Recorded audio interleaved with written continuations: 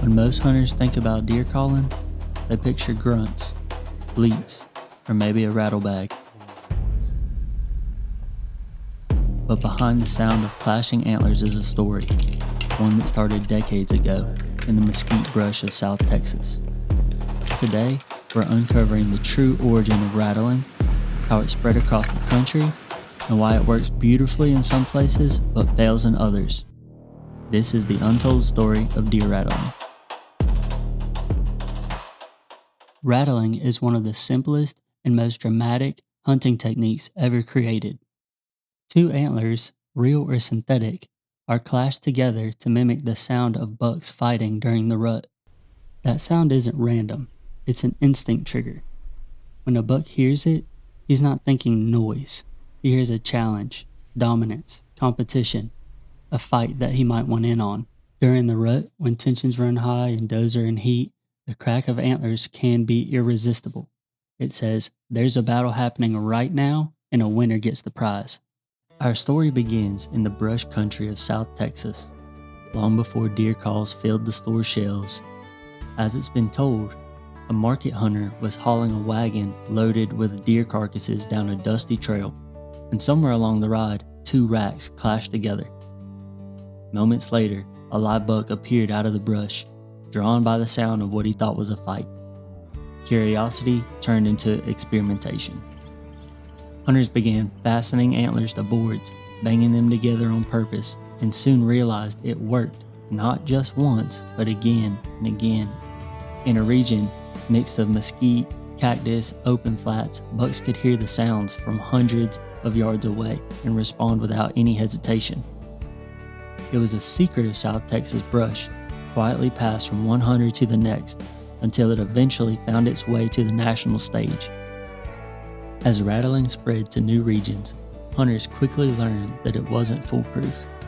What worked like magic in the South Texas didn't always work elsewhere. In the wide open brushland, deer populations were dense and bucks outnumbered does just enough to spark competition, while visibility wasn't perfect. The sound carried and the bucks could see what they were hearing. But in other areas like rocky hill country, rattling often fails. The deer there behave differently. They'd freeze or slip quietly away instead of charging in. Biologists have studied this behavior and noted three key factors that determine the success. 1. Bucks must be in full rut. 2. The buck-to-doe ratio has to be fairly even. And 3. Deer can't be overly pressured or spooked by constant human activity. When all three line up, rattling can be electric, but when they don't, the woods can stay silent. The buck fight is one of nature's loudest displays of dominance. The sound, sharp cracks, twisting bone, brush breaking, can carry hundreds of yards through the air. To any buck within range, that sound says something primal. There's a rival here and he's not backing down. It's that message, not the noise itself, that makes rattling so effective. During peak rut, when the testosterone is at its highest, bucks respond aggressively. They'll circle downwind, posture, and often close the distance fast. Outside that window, though, the same sound barely registers. That's why timing and conditions matter more than anything else. Rattling works best when the woods are balanced, the weather is calm, and the rut is at its peak. Hunters describe two styles of rattling: the light spar, which is a subtle tick and scrape meant to sound like young bucks testing each other, and then the full battle, where you go all in, grinding, thrashing, kicking brush, and mimicking chaos. Both can work, but the key is realism. Make it sound like a real fight, not like a rhythm. If it sounds too perfect, it's gonna sound pretty fake. Once the technique became public, it spread fast.